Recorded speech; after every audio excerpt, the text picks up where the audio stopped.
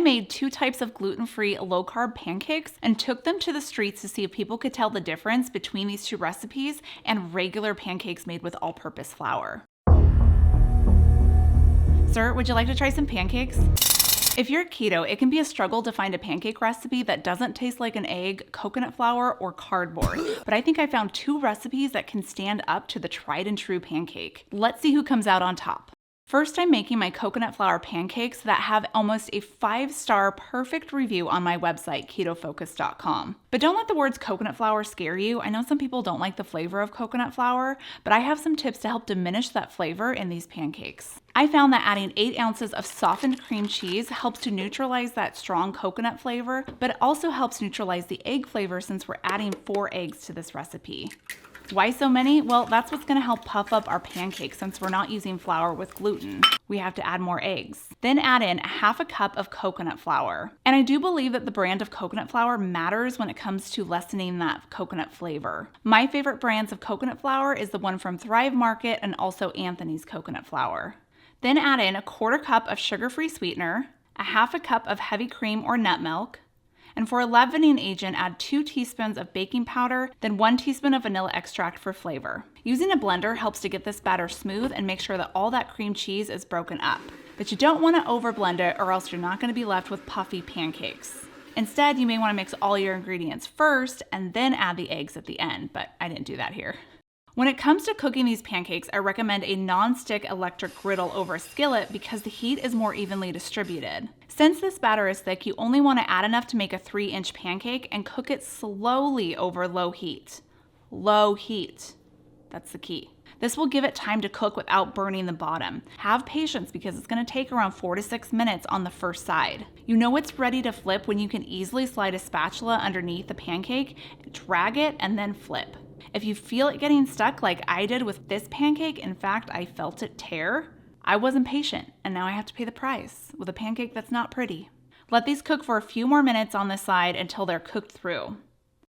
I think these pancakes have incredible flavor, and I don't taste the coconut flour, but let's see what other people think. Before I show you the next pancake recipe, let's talk about my sponsor for today's video, and not the fact that I'm wearing completely different clothes. My sponsor for today's video is Electrolytes. When you wake up in the morning, chances are you're dehydrated because no one drinks water and sleeps at the same time. I think that's like physically impossible.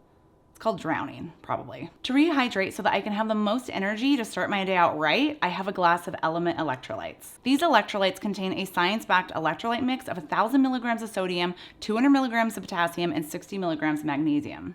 Sounds like a lot of electrolytes, right? But you actually need that many, especially if you follow a low-carb diet, because a lot of those electrolytes are flushed out. Right now, Element is offering my viewers a free sample pack with any order. That's 8 single serving packets free with any Element order. It's a really good way so you can try all 8 flavors. All you have to do is go to drinkelement.com/ketofocus. This deal is only available through my link, so go to drinkelement.com/ketofocus right after I show you how to make another amazing keto pancake recipe. Now let's change outfits again.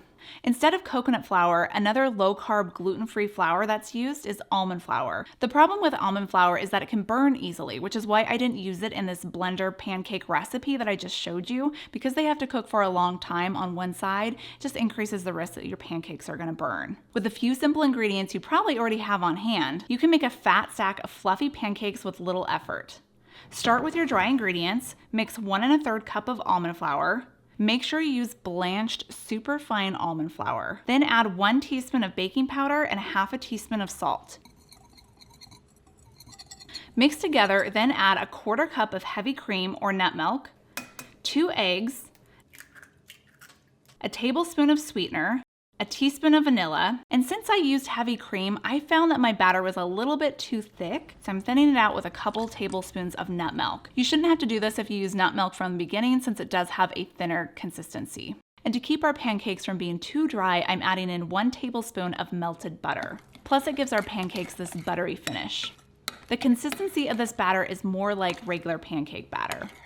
Scoop onto a preheated griddle over low-medium heat and let these cook for a few minutes on each side until golden brown. Now it's time for our blind taste test. These two are going up against Kodiak pancake mix because that's really all I had in my pantry. Which pancake is made with flour? They look really good. I don't know, it's kind of hard to tell. This pancake is made with regular flour. Nope, that's the pancake made with almond flour. Can you make me these for breakfast? I'm tired of bacon and eggs. If you are too, click right here for more ideas that aren't bacon and eggs.